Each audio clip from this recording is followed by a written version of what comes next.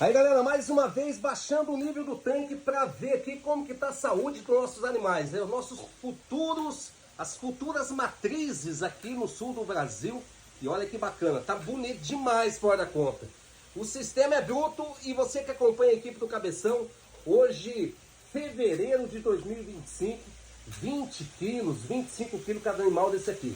Vou tentar pegar um bicho aqui, meu amigo, pensa no bicho bruto. É isso aí, Pirarucu da equipe do Cabeção do Paraná, para você que acompanha o nosso trabalho na rede social. Valeu, abraço, fica com Deus, até o próximo vídeo.